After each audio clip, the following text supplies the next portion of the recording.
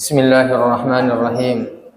Assalamualaikum warahmatullahi wabarakatuh. Alhamdulillahi rabbil alamin. Nahmaduhu wa nasta'inuhu wa nastaghfiruh. Wa na'udzu billahi min shururi anfusina wa min sayyiati a'malina. May yahdihillahu fala mudilla lahu wa may yudlil fala hadiya lahu.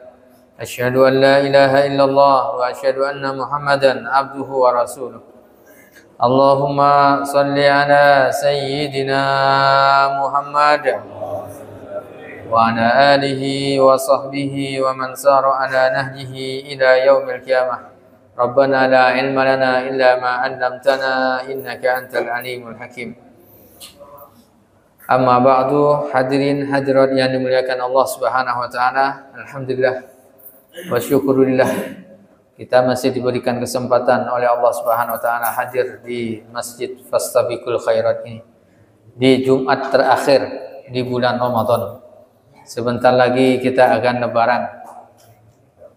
Semoga Allah Subhanahu wa taala menerima ibadah kita, puasa kita, salat kita, amal-amal ketaatan kita, dan mudah-mudahan dosa-dosa kita diampuni oleh Allah Subhanahu wa taala.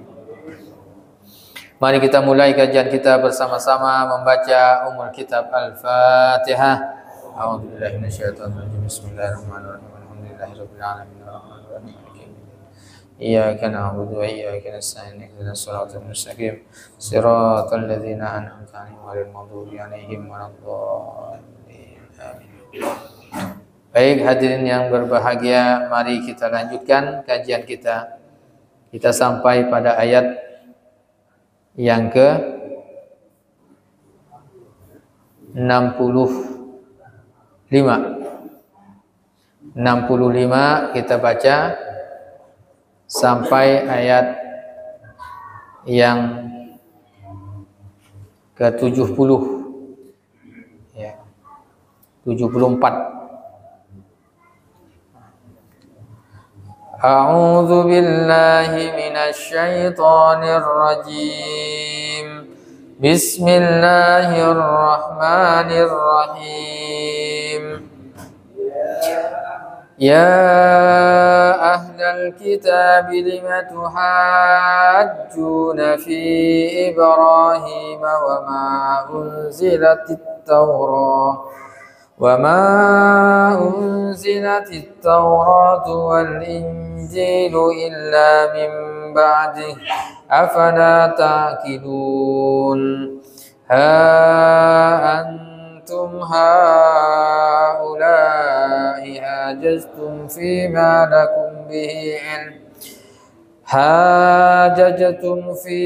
لكم به علم فلم تحاجون فيما ليس لكم به علم والله يعلم وأنتم لا تعلمون ما كان إبراهيم يهوديا ولا نصرانيا ولكن كان حنيفا مسلما وما كان من المشركين إن أولى الناس بإبراهيم للذين اتبعوه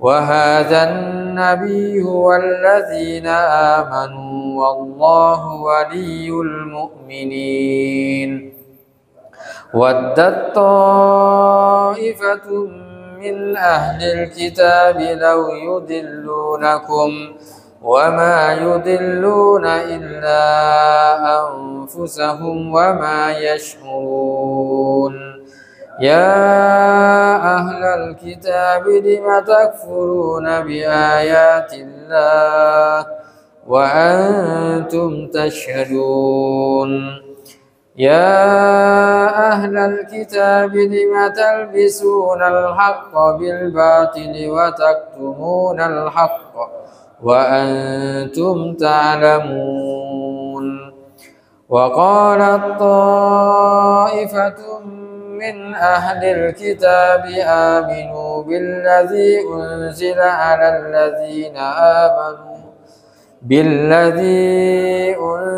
على الذين آمنوا وجه النهار واكفروا آخره لعلهم يرجعون ولا تؤمنوا إلا لمن تبع دينكم قل إن الهدى هدى الله أن يؤتى أحد مثل ما أوتيتم أو يحاجوكم عند ربكم قل إن الفضل بيد الله يؤتيه من يشاء والله واسع عليم يختص برحمته من يشاء والله ذو الفضل العظيم صدق الله العظيم. Hadirin hadirat yang berbahagia, kita masih di surah Ali Imran ayat yang ke-65. Ini masih ayat-ayat yang kita baca tadi sebagai ayat-ayat penutup dari kisah Nabiullah Isa alaihissalam ketika beliau berdakwah di Bani Israel yang kemudian mendapatkan pertentangan.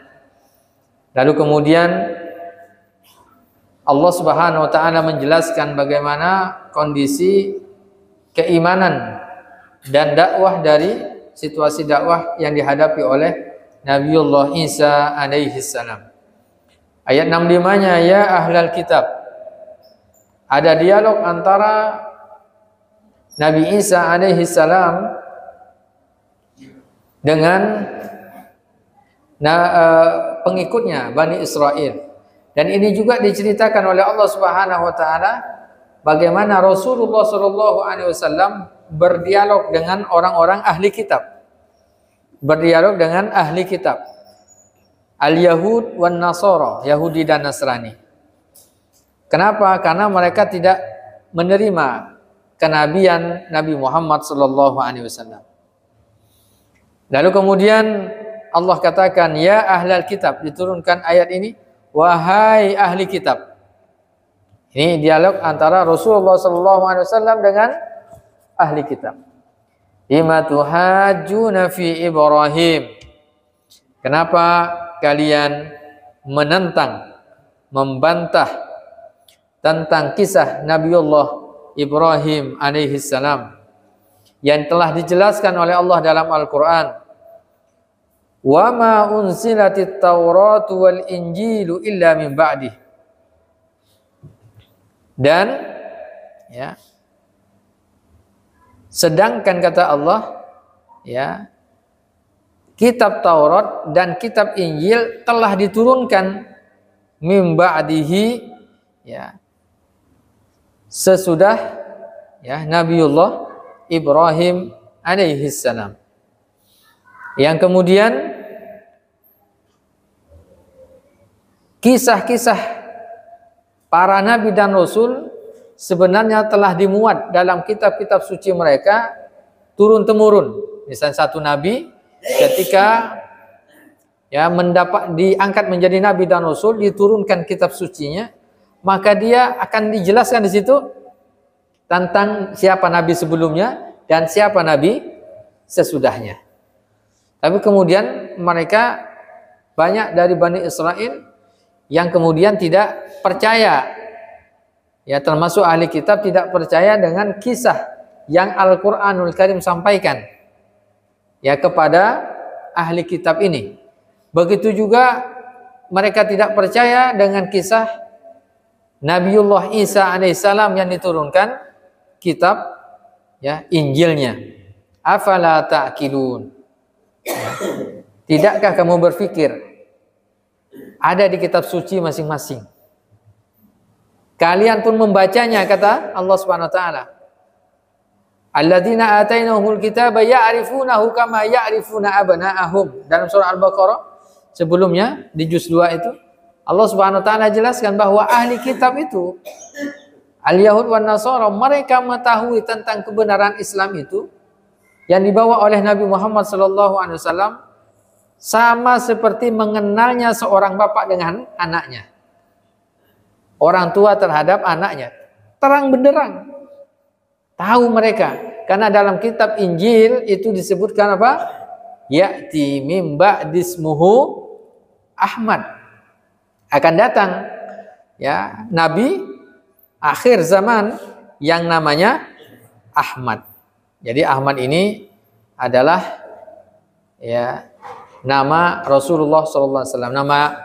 Nama Nabi ini banyak selain Nabi Muhammad. Silakan buka surah Shaf ayat 6. Ini dijelaskan secara jelas. Surah Shaf, As-Shaf ayat 6.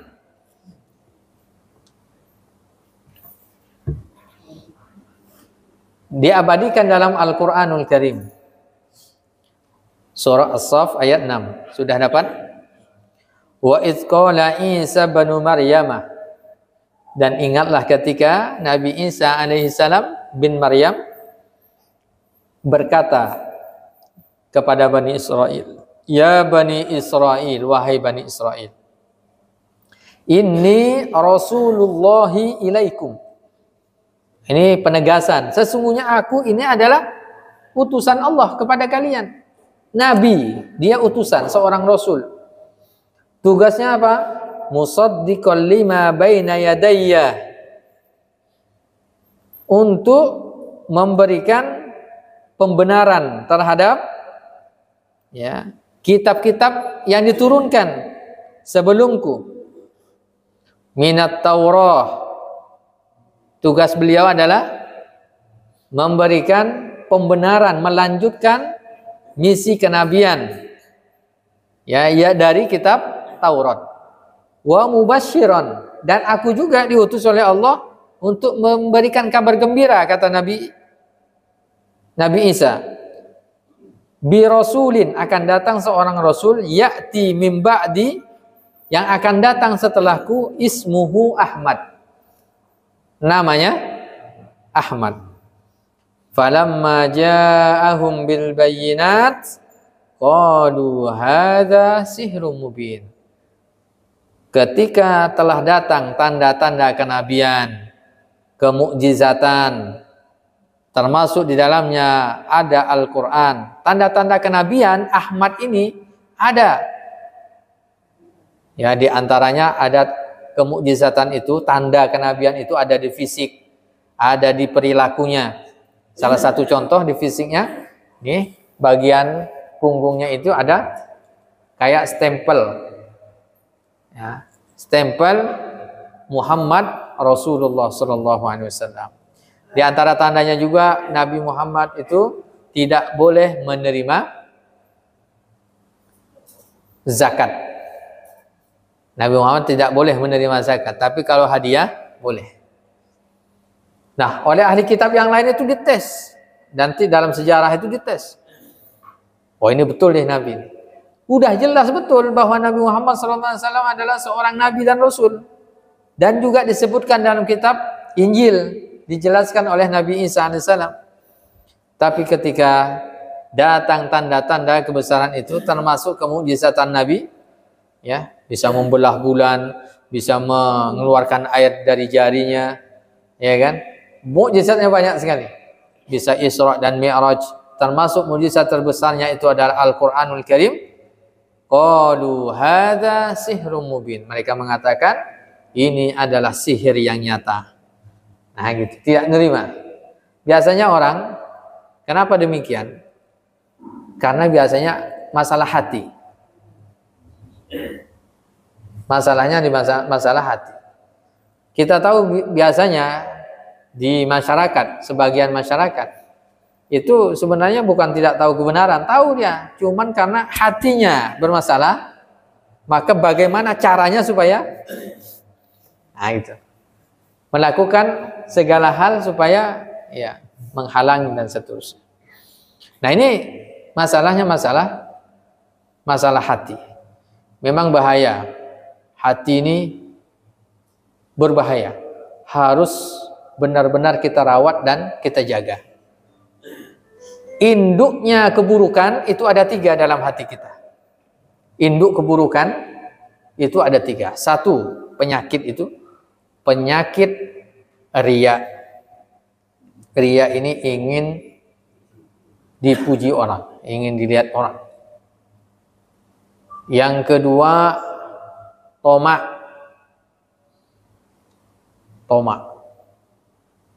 Ya kan? Kemudian yang ketiga, takabur. Tomak. Takabur. Nah, tambah satu lagi. Yang keempat, hasud. Hasud.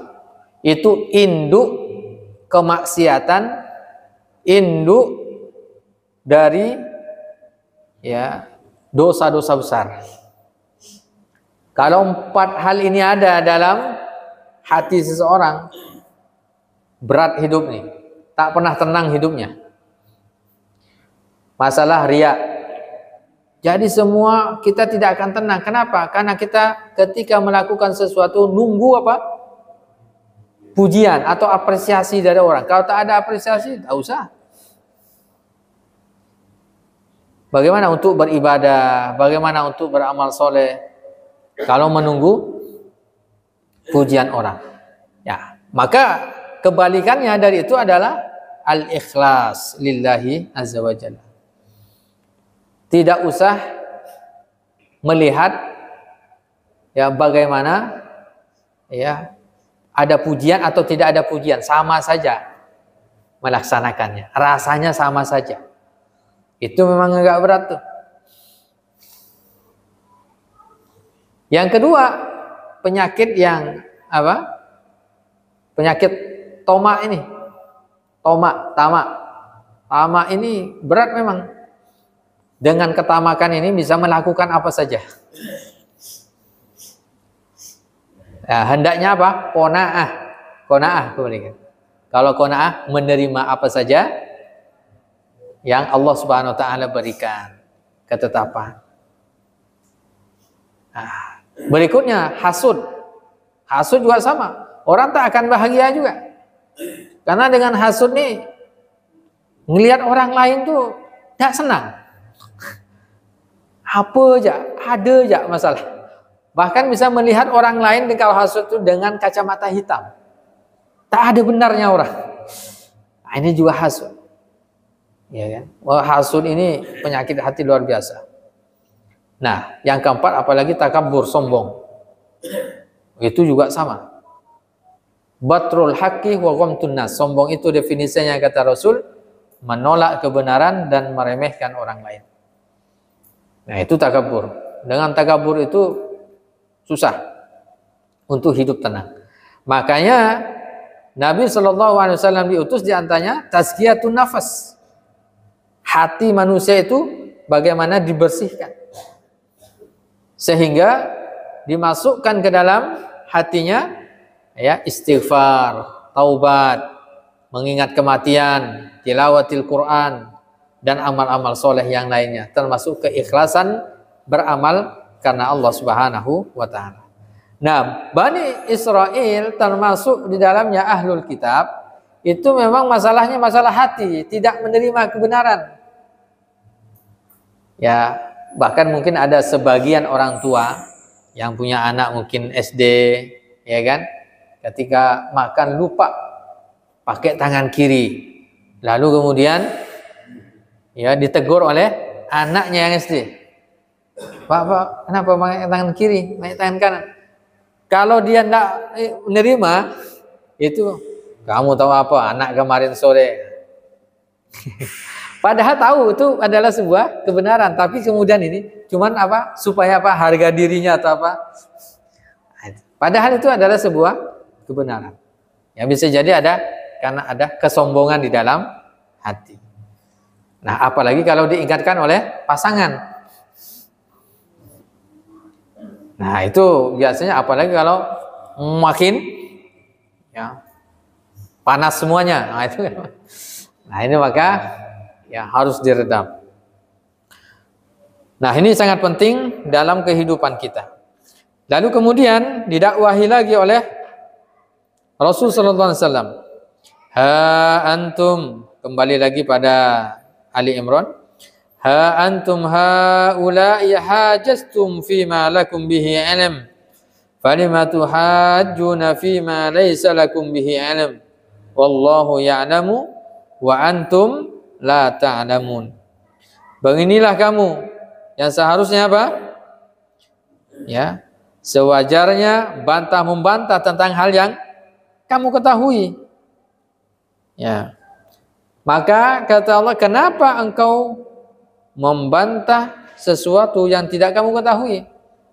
Allah mengetahui sedangkan kamu tidak mengetahui.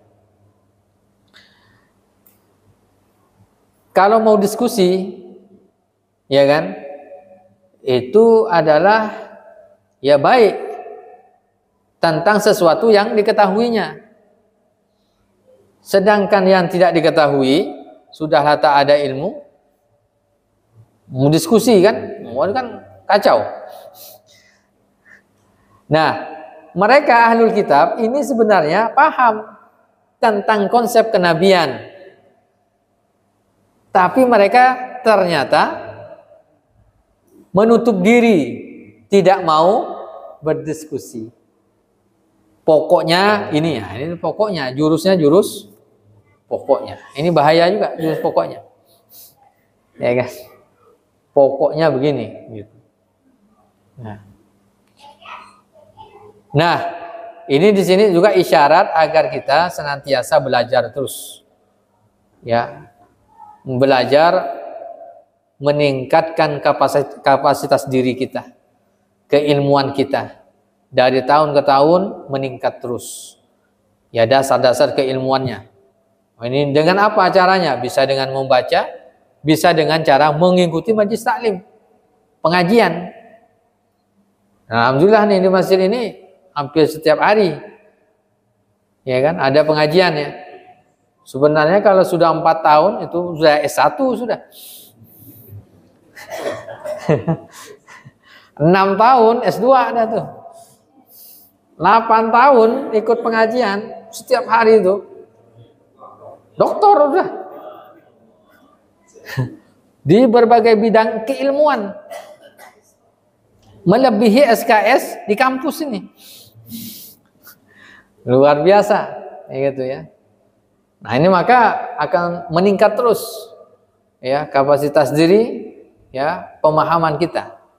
Dan sangat berbeda, la yastawi, ya, tidak sama. Ya. Alladzina ya'lamuna walladzina la ya'lamun. Orang yang tahu dengan yang tidak tahu itu tidak sama. Ya kan? Tidak sama.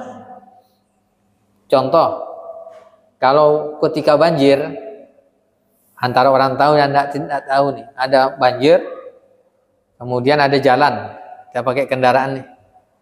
Orang yang tahu jalan itu pasti tahu, oh di sini ini ada lubang, ini ada selokan nih, ini tidak ditutup. Pasti dia tahu nih, minggir lewatnya. Walaupun ada air, tapi orang yang tidak tahu jalan,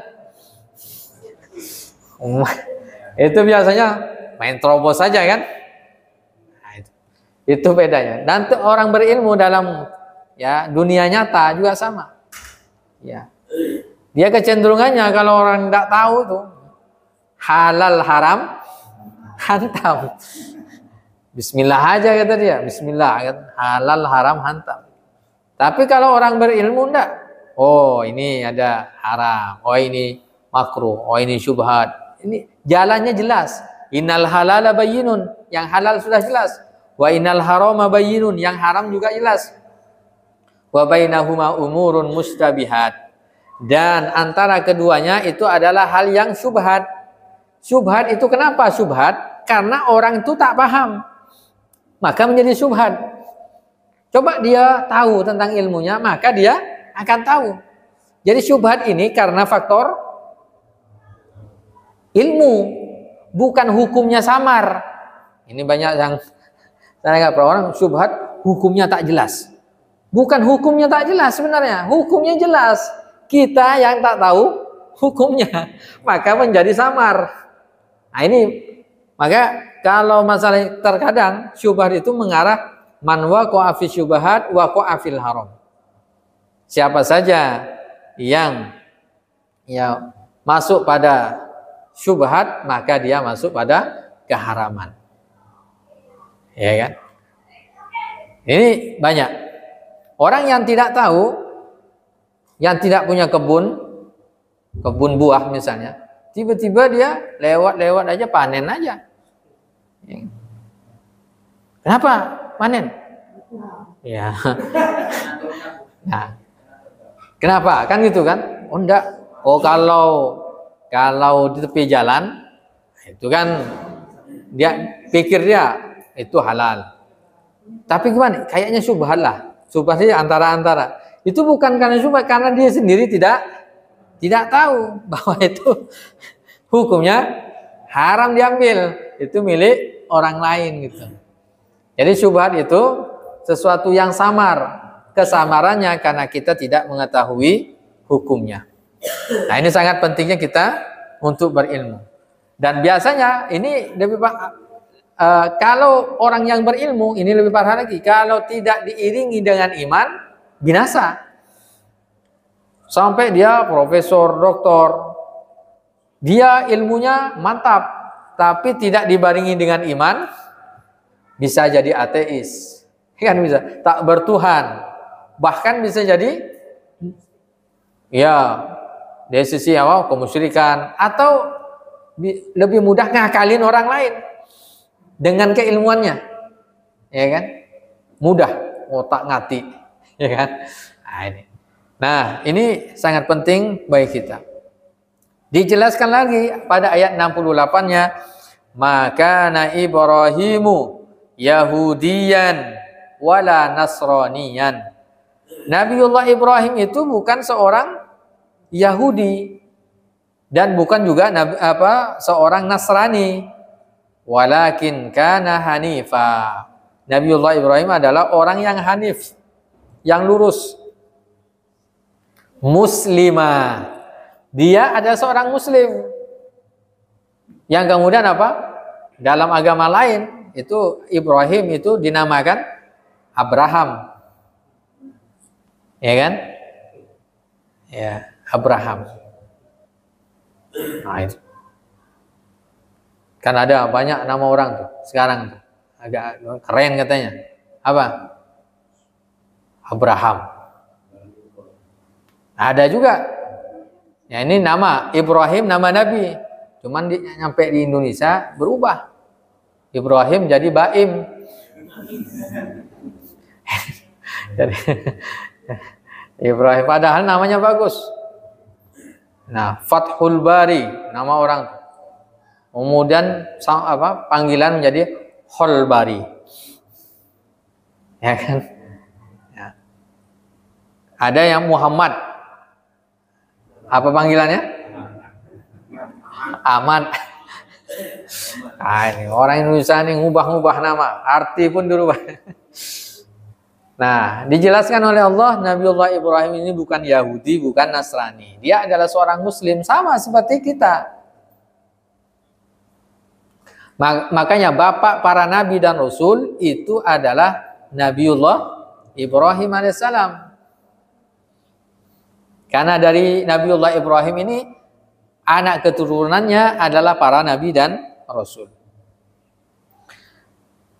Ayat 68-nya. Inna awlan nasi bi Ibrahim lalladzina ittaba'uhu wa hadan nabiyyu walladzina amanu wallahu waliyyul mu'minin. Dan sungguh orang yang paling dekat kepada Nabiullah Ibrahim adalah orang yang senantiasa mengikutinya. Siapa? Ya, orang yang mengikuti Nabiullah Ibrahim dari ahli kitab dan orang yang mengikuti anak keturunannya. Siapa itu? Nabi Muhammad sallallahu alaihi wasallam.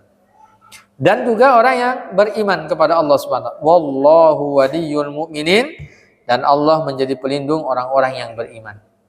Jadi wali kita itu adalah Allah Subhanahu wa ta'ala. Dan Allah yang akan menjamin, Allah yang menghidupkan dan mematikan seorang hamba makhluk alam semesta ini. Yang menghidupkan dan yang mematikannya adalah Allah. Yang mengatur urusan rezekinya adalah Allah Subhanahu wa taala. Yang memberikan kesehatan adalah Allah Subhanahu wa taala. Semuanya atas izin Allah Subhanahu wa taala. Namun terkait dengan muamalah dan keduniaan, supaya bisa mendapatkan rezeki, supaya bisa sehat, ada usaha yang kita lakukan, mencari asbab, mendapatkan asbab untuk sehat, asbab untuk rezeki dan seterusnya.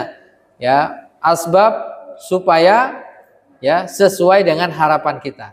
Setelah kita usahakan asbab tersebut ternyata tidak berhasil, maka yakinlah itu adalah takdir yang terbaik yang Allah Subhanahu wa taala berikan kepada kita.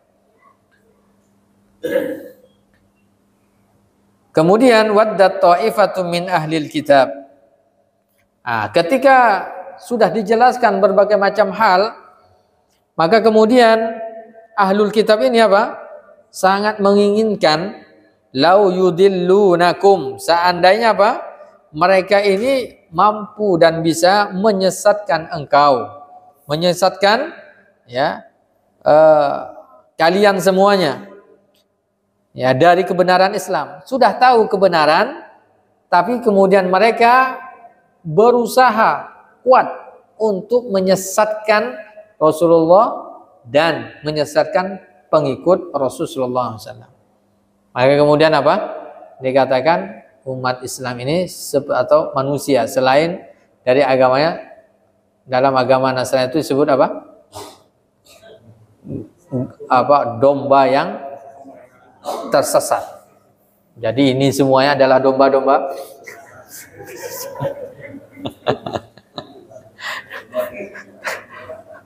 Nah, dia anggap tersesat, maka harus iya, dia angon, dikumpulkan lagi, masukkan ke dalam kandang. Gitu. Dia anggapnya tersesat. Tapi sebenarnya yang tersesat siapa? Maka kata Allah, wa ma yudilluna illa anfusahum wa ma yash'urun. Ya, padahal mereka sendiri yang sebenarnya yang tersesat.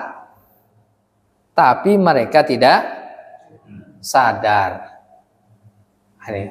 Sama seperti orang mau pergi ke Batu Ampar, tapi lewatnya ke Jungkat. Kata orang, mau kemana? Mau ke Batu Ampar. Ya. Salah lewat sini. Nggak, inilah yang benar, kata dia.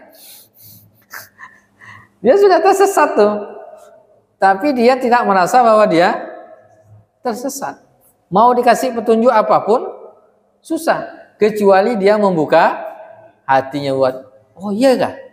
Oh iya betul nih, saya sesat, bukan di sini nih, balik lagi nih, gitu. Jadi tidak ngeyel. Nah, kalau biasanya orang sudah tahu, orang yang tidak tahu bahwa dia itu tidak tahu, itu berat, kecenderungannya tersesat. Nah, lalu kemudian mengatakan, kamu tak usah ikut campur, ini urusan saya, mau ke Batu Ampar lewat sini. Ya. Kamu jangan menyesatkan saya, kata dia. Nah, orang lain kemudian dianggapnya sesat. Padahal sebenarnya, nah ini kan sudah konsep-konsepnya sebelumnya sudah ada, sudah dijelaskan oleh Al-Quran. Ya, mereka ya tersesat di jalan ini, maka kemudian ghairil maghdubi alaihim waladdallin. Al-maghdub ini adalah al-yahud, ad-dallinnya itu adalah an-nasoro. Kenapa? Dia mengenal tentang konsep ketuhanan, tapi tersesatnya menjadikan Nabi Isa alaihissalam sebagai Tuhan. Ketika diingatkan, malah yang ingatkan dijadikan domba, tersesat. Nah ini. Maka ayat 70-nya, ya ahlal kitab, wahai ahli kitab, lima takfuruna bi ayatillah wa antum tashhadun. Kenapa kalian kufur dengan ayat-ayat Allah sedangkan kalian ya mengetahui kebenarannya ya, sedangkan kalian menyaksikan ya tanda-tanda kebesaran Allah Subhanahu wa taala, ayat Al-Qur'an. Siapapun itu, agama apapun itu selain Islam, ketika mereka membaca ayat Al-Qur'an, mempelajarinya dengan hati yang terbuka, hampir bisa dipastikan 99,9% dia akan masuk ke dalam Islam. 1%-nya itu hidayah dari Allah saja. Kalau dia membuka diri mau belajar, pelajari Al-Quran, atau paling tidak pelajari kitab suci mereka, menggunakan akal, menggunakan logika, pasti mereka akan kembali ke dalam Islam. Masalahnya itu tidak dipelajari, kan tidak ada kajian khusus.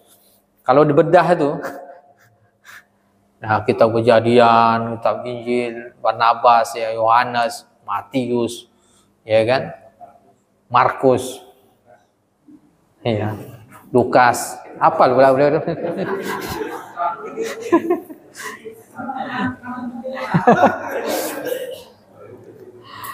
Wallahu a'lam bishawab. Ya, kita berikan kesempatan, mungkin ada yang mau diskusi, silahkan. Silakan, Pak. Salam.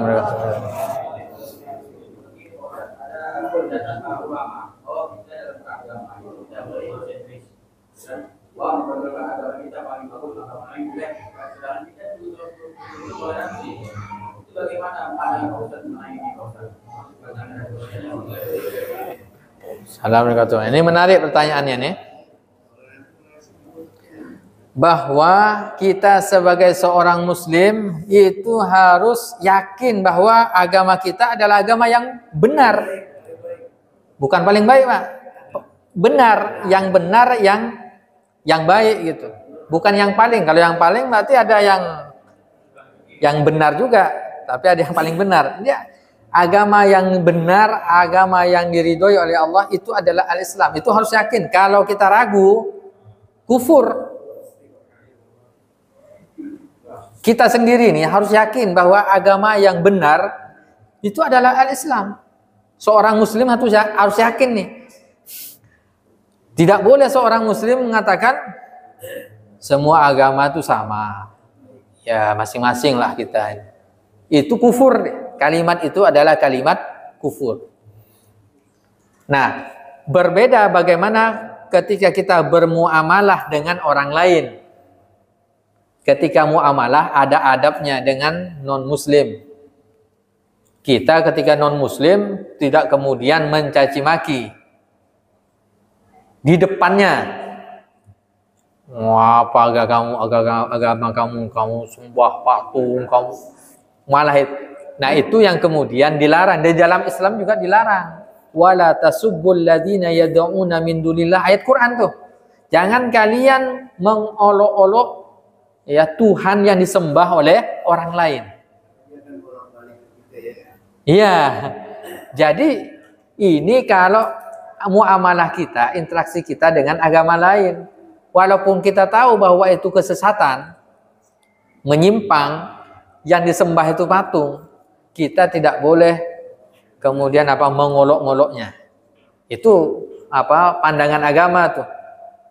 Tapi bagi kita harus yakin bahwa ini adalah sebuah kebenaran. Jangan dicampur aduk. Nah, muamalahnya dengan orang lain. Bagaimana? Ya, dakwah bil hikmah, mungkin dialog. Nah, itu akan muncul. Jadi toleransi yang ada sebenarnya adalah toleransi. Ya, pandangan Islam sebenarnya toleransi itu adalah setiap umat beragama silahkan mengamalkan agamanya masing-masing. Iya, dilindungi oleh undang-undang. Yang tidak boleh memaksakan atau mencampur adukkan agama. Ya. Nah, ini terkait dengan toleransi itu, Pak. Wallahu a'lam. Itu iya agama kalian.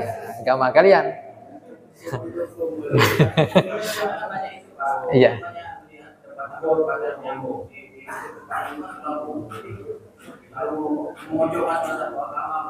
Iya, kalau di dalam Islam itu jelas secara akidah dan seterusnya itu harus yang lain nih. Mana yang benar, mana yang sesat, itu harus dijelaskan. Itu tapi harus di komunitas Muslim. Ayo Pak, ini yang harus dijelaskan bahwa konsep kebenaran Islam itu seperti apa. Itu harus dijelaskan. Nah, itu pasti kita akan kayak rasis atau apa, kok mau menang sendiri benar. Memang harus begitu. Ya itulah akidah. Nah, tapi terkait dengan muamalah tadi, nah itu ya lana a'maluna walakum a'malukum. Nah, kemudian ya, lakum dinukum waliyadin. Silahkan setelah dijelaskan ya silahkan pilihan. Nabi Muhammad SAW juga sama. Ya, ketika berdakwah, ya kan, kemudian tidak diterima ya tidak apa-apa. Itu adalah masalah hidayah saja. Nah, gitu. Ya, tetap seperti itu, Pak. Silakan, Ibu. Ibu dulu, Pak. Assalamualaikum. Sudah lama sebenarnya mau tanya dan pernah saya tanya ke salah satu ustaz, saya salah satu salah di zikir pagi ini Pak ya, yang kalimat seperti ini. Ya Allah, mungkin kami hari ini untuk mempersaksikan Engkau, malaikat yang berbentuk arsy-Mu. Gimana kita baca? Tapi di satu pihak di tempat lain saya lihat ini muak Pak, kalimat dengan artikel ini dibuang. Maaf ya Pak ya, kemudian bertanya saya ini tidak saya kacau. Oh iya. Kita kan tak mengenal kata. Semuanya pagi hari ini aku mempersaksikan engkau doa itu mereka sebelum. Iya. Ya, jadi itu doa. Ya, hamala arsyika. Jadi apa, asbahna wa asbahal mulku lillah walhamdulillah la syarikalah, itu juga bagian dari itu, semuanya doa-doa zikir juga dibolehkan. Jadi itu sama seperti itu bagian dari doa. Ya Allah, ya saya ya di pagi hari ini beriman kepadamu, ya kan, dan saya juga beriman dengan para malaikat yang membawa arasmu, para malaikat yang mencatat apa rokibun atid. Itu bagian dari ini. Itu bukan kalimat yang apa masuk di dalamnya kesyirikan, enggak. Cuman biasanya kan kalau di beberapa apa tulisan-tulisan panduan-panduan zikir ada yang versi lengkap, banyak ada yang versi apa ringkas. Nah, ada yang ditulis, ada yang tidak ditulis. Ya boleh dibaca. Ya boleh dibaca, silahkan. Iya. Silakan Pak. Ini yang saya tanyakan, tadi disebutkan ahli kitab. Persepsi ahli kitabnya sebenarnya seperti apa? Apakah dia ini disebut, jadi sudah tahu, tapi dia pura-pura tidak tahu, dan bagaimana hukumnya di dalam agama kita Islam? Ahli kitab ini kan bahasanya itu menyesatkan. Yang harusnya dia tahu disampaikan, misalnya A, disampaikan A. Ternyata dia tidak sampaikan. Nah ini nanti dihisab di akhiratnya seperti apa? Satu kan. Yang kedua, tolong dipersepsikan, diperjelas apa makna serakah dan tamak dalam perspektif kehidupan kita sehari-hari. Oke kita. Ya. Assalamualaikum warahmatullahi wabarakatuh. Ya, definisi ahli kitab. Apa definisinya ahli kitab? Ahli kitab itu adalah orang Yahudi atau orang Nasrani yang mempelajari kitab Taurat dan Injil dan dia paham. Ya, dia paham tentang kitab sucinya, itu ahli kitab. Maka redaksi ini ayat-ayat Al-Qur'an pada zaman Rasulullah SAW dulu, ya ahlul kitab, wahai ahlul kitab. Itu memang kayak misalnya pamannya Sayyidah Khadijah seperti Buhairo, itu adalah ahli kitab. Dia benar-benar mempelajari kitab Taurat, kitab Injil, yang kemudian dia paham. Nah, maka dipanggil oleh Allah, ya ahlal kitab, ta'alau ila kalimatin sawa'im bainana. Ayo semuanya menuju pada satu kalimat, la ilaha illallah. Itu ahli kitab. Sedangkan kalau pengikut, ya yang mengikuti agama Yahudi dan Nasrani, itu ya bisa ada disebut ahli kitab, bisa juga enggak, tergantung. Nah, tapi para ulama terdahulu mengatakan ahli kitab pun termasuk yang kufur, dikategorikan yang kufur. Silahkan buka surah Al-Bayyinah. Nah, silahkan buka surah Al-Bayyinah. Ini kan ayat Al-Quran. Lam yakunil ladzina kafaru min ahlil kitabi wal musyrikina munfakkina hatta ta'tiyahumul bayyinah. Jadi ada lam yakunil ladzina kafaru min ahlil kitab. Jadi ahlul kitab juga adalah termasuk golongan kufur, yang kafir di dalam Islam. Min ahlil kitab wal musyrikin, dan orang-orang yang musyrik. Nah, pada zaman Nabi dulu itu ada ahli kitab, ada pengecualian khusus. Contoh dulu itu boleh memakan sembelihannya. Kemudian yang kedua, boleh juga menikahinya. Dulu sesuai dengan surah Al-Maidah ayat 5. Tapi para ulama tafsir dari para sahabat tabi'in dan tabi'un tabi'in sampai sekarang ini sudah mengatakan bahwa ayat-ayat itu dinasakh, dihapus hukum-hukumnya. Kenapa? Karena sampai sekarang ini tidak ada lagi ahlul kitab yang sama seperti Buhairah,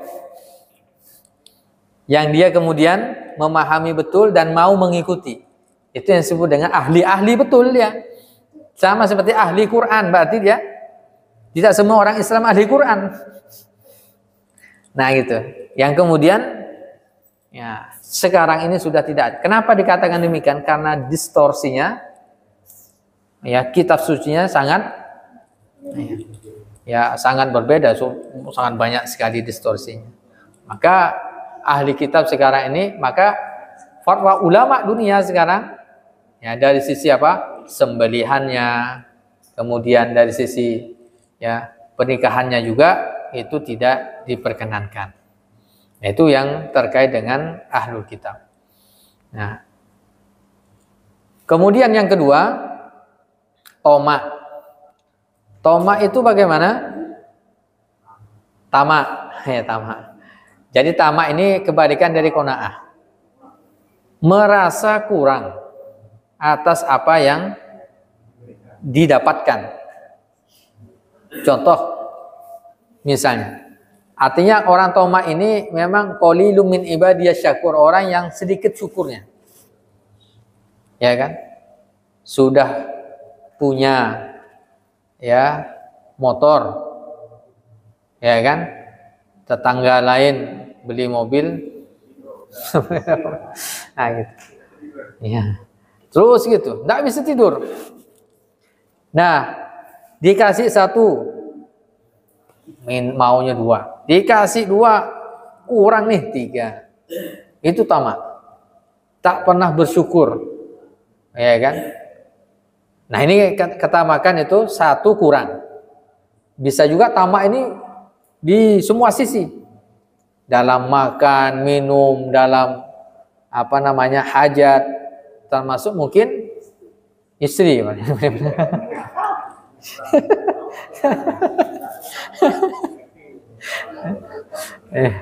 Bisa jadi satu aja kurang, bisa jadi, Pak.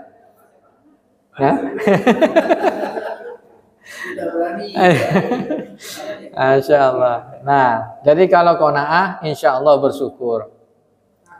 Ya, terkadang kita yang nampak saja yang kemudian dipikirkan, yang tak nampak tak dipikirkan. Yang dipikirkan yang tidak nampak. Yang sudah nampak yang didapatkan itu tidak dipikirkan. Ya kita sehat apa semuanya, jarang bersyukur kita. Tapi ketika sakit sedikit aja, wah itu udah luar biasa ini ngeluhnya kan gitu kan. Oh sialah, inilah macam-macam. Padahal itu baru sedikit saja dari semua nikmat yang Allah berikan. Nah ini pentingnya kita qanaah. Ya ibu-ibu juga qanaah. Diberikan berapa saja oleh suami?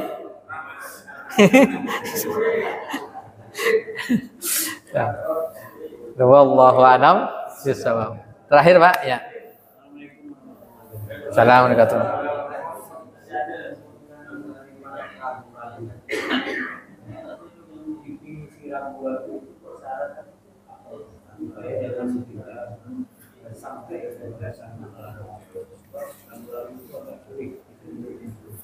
Ya. Ada ragu-ragu itu hadis Nabi SAW mengatakan da' ma yaribuka ila ma la yaribuk. Tinggalkan sesuatu yang meragukan pada sesuatu yang tidak meragukan.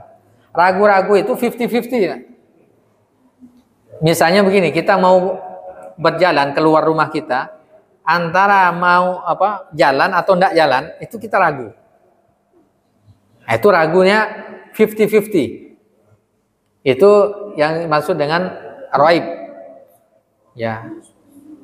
Bukan waswas, ragu dia. Contoh misalnya begini, ketika kita sholat, ini 3 rakaat atau 4 rakaat. Nah, itu ragu, Pak. Nah, kalau ragu ini di dalam sholat dikatakan dalam hadis, kalau kita ragu 3 rakaat atau 4 rakaat, yakinlah itu sudah 3 rakaat. Karena yang yakin 3 rakaat udah pasti, yang ragu yang keempatnya. Nah, itu.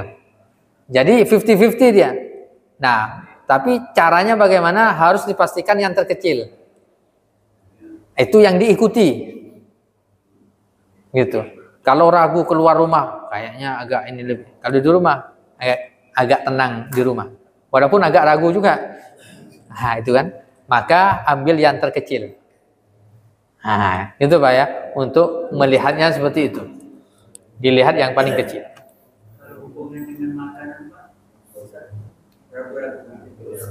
Oh, makanan ini ragu. Disembelih atau enggak? Nah, misal halal atau enggak gitu ya. Nah, kalau ragu itu yang tadi itu syubhat, bukan ragu sebenarnya kategorinya tuh. Itu syubhat makanannya. Maka kita ragu memakannya. Nah, maka dalam hadis sebutkan man waqa'a fi syubhat waqa'a fil haram. Kalau syubhat lebih baik kita tinggalkan.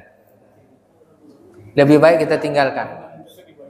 Nah, ini halal haram atau ini siapa nyembelih? Ya kita ragu. Ini daging apa nih? Daging ular atau onta kan gitu kan? Nah, karena kita ragu, lebih baik kita tinggalkan. Nah, itu. Ini ya. Masih ada, Pak?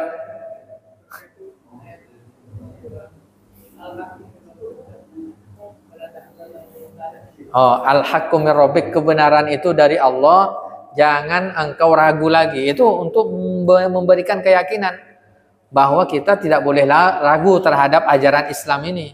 Pasti benarnya. Karena ini datang dari Allah Subhanahu wa taala. Petunjuknya sudah jelas. Ada nabi, rasul, ada kitab suci, ya, sesuai akal. Nah, gitu. Maka itu tidak perlu lagi diragukan. Wallahu a'lam bishawab. Ini yang bisa sampaikan, mudah-mudahan bermanfaat. Setelah ini insyaallah mungkin libur kita ya. Ya, 1 pekan mungkin ya. Ya, nanti dihubungi saja. Ya, setelah Idul Fitri ini mudah-mudahan sehat walafiat semuanya. Kita akhiri dengan membaca hamdalah dan doa kafaratul majlis. Alhamdulillahirabbil alamin. Subhanakallahumma wa bihamdika asyhadu an la ilaha illa anta astaghfiruka wa atubu ilaika. Assalamualaikum warahmatullahi wabarakatuh.